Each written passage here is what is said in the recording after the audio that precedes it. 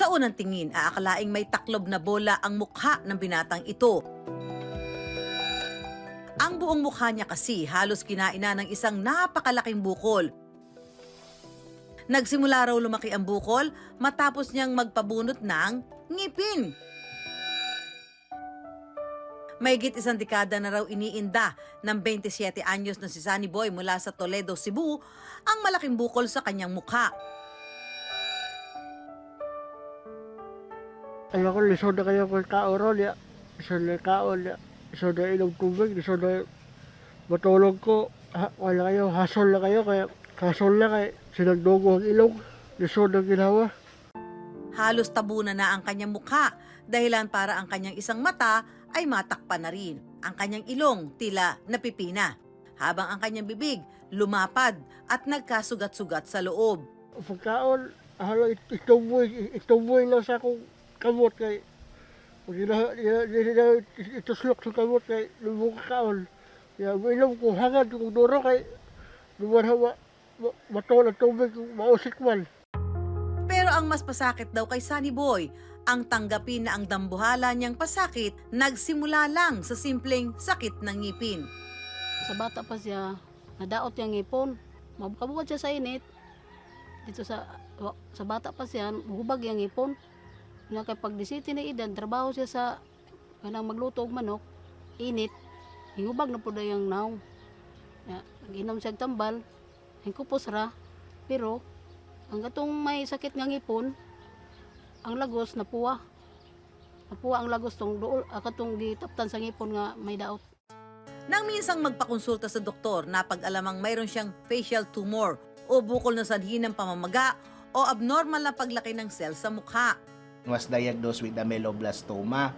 Medyo agresibo yung pagtubo niya. Nagsa-start siya ng maliit na tumor sa mukha, tapos hinay-hinay na lumalaki hanggang lumalaki, and then affecting the other structure sa mukha ni Sunny Boy. Ang rare tumor na tumubo kay Sunny Boy ay nagmula sa mga cells galing sa kanyang tooth enamel na malapit sa jawbone. Pero dahil sa hirap ng buhay, hindi agarang naipagamot ni Sunny Boy ang kanyang bukol. Sa kabila ng pinapasang kalbaryo, humuhugot daw si Sunny Boy ng lakas sa kanyang pamilya. Palaban niyang masanina, ma'am, kay nabasa man na kay ang mga pahi-pahi dari. Niya pagkanuno siya paliguan. Magkuhan kong tubig dari ang paligo niya.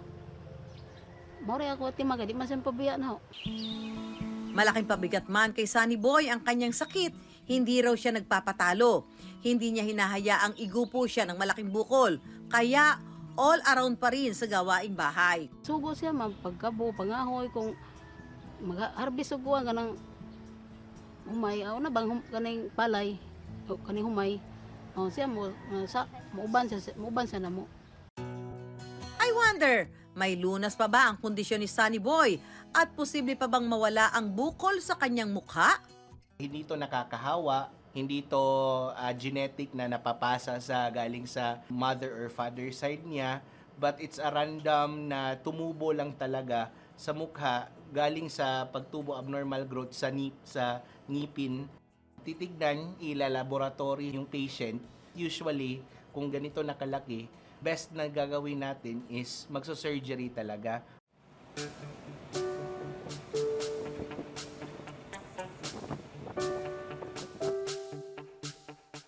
Ngayong araw, sinamahan ng I Wonder team si Sunny Boy para muling magpakonsulta. Yung tumor niya is very highly vascular, meaning madami ng mga blood vessels. Madaling pumutok yung mga blood vessels, kaya madali yung magdugo talaga.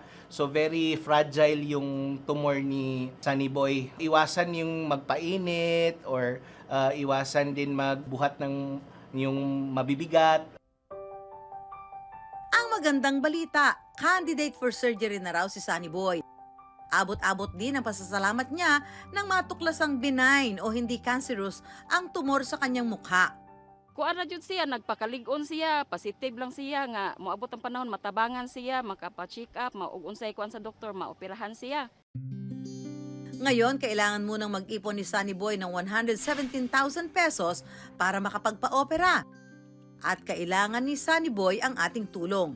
Kung operahan ko, masuccessful na opera, kanang okay ra ang operasyon na aron balik na sa normal. Para sa mga nais tumulong kay Sunny Boy, maaari po kayong magpadala ng tulong sa 0965-493-4475. Gaano man kaliit na halaga, malaking ambag na para sa pag-asang gumaan ang mabigat na dinadala ni Sunny Boy. Si Juan laging palaban, pambihira ang tapang at katatagan. Walang hamon sa buhay na inaatrasan. Lalo't katuwang ang pamilya at buong sambayanan sa paglaban.